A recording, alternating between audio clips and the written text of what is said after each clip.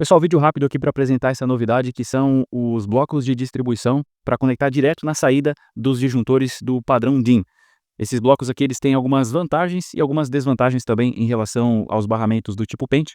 E o que vai determinar a melhor escolha aqui é a sua aplicação, é a necessidade da sua aplicação. Esses blocos aqui, uma das grandes vantagens é o fato de que como os cabos eles são conectados individualmente aqui nas saídas, você não tem uma dificuldade para uma possível substituição no barramento pente, por exemplo.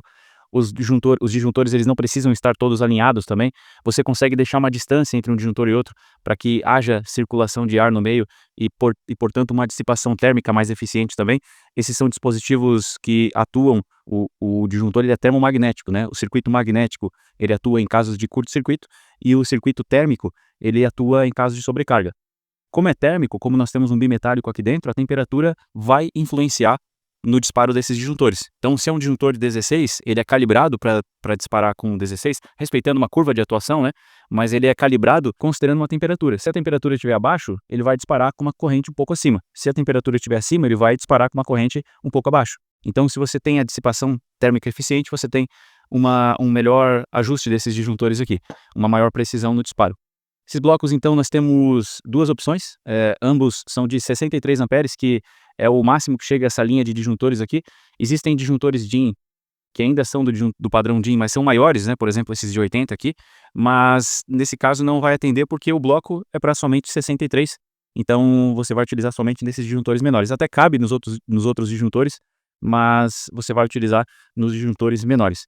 Ele pode ser fixado em trilho DIN, tem as travinhas aqui para trilho DIN, tem a opção de parafusar também, se você quiser, e a opção de somente conectar aqui no disjuntor. Uma opção legal aí, se você quiser ter uma robustez maior, é conectar e ainda parafusar, né? É uma opção também, mas somente conectando aqui e apertando bem o parafuso já vai ser suficiente.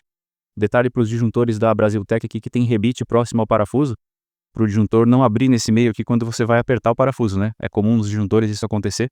Nesse aqui da Brasiltec isso não acontece graças a esses rebites aqui que dão um reforço estrutural aí para o disjuntor.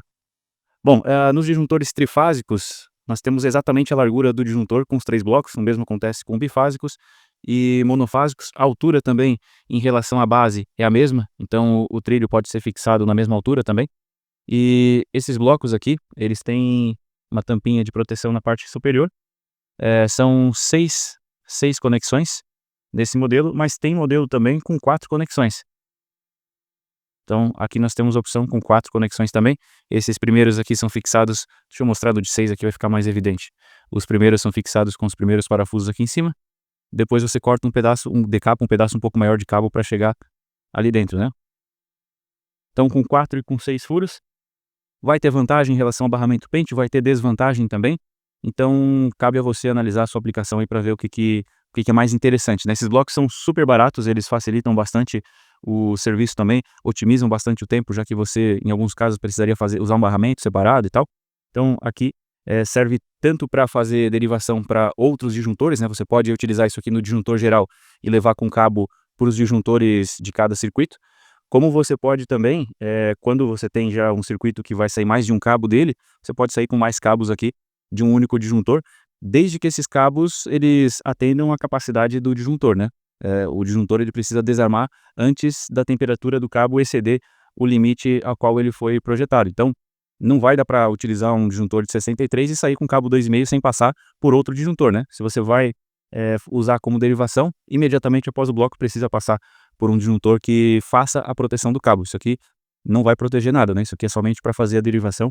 Então, as regras aí de dimensionamento, elas permanecem as mesmas e o cabo precisa ter uma proteção individual que vai disparar antes dele chegar na temperatura limite. No caso dos cabos de PVC 70 graus, cabos EPR 90 graus. Apesar de que os fabricantes falam até em temperaturas mais altas, né? Mas por norma, 90 graus. Se você tem interesse de adquirir esses blocos aqui, você pode acessar o site da Brasiltec. Eu vou deixar o link na descrição aqui desse vídeo, tanto os blocos como os disjuntores aqui também, disjuntores de alta qualidade, né? O acabamento é excelente, os rebites aqui também impedem que esse disjuntor se abra e você consiga fazer um aperto suficiente, né? Então, vou deixar o site da Brasiltec na descrição aqui desse vídeo.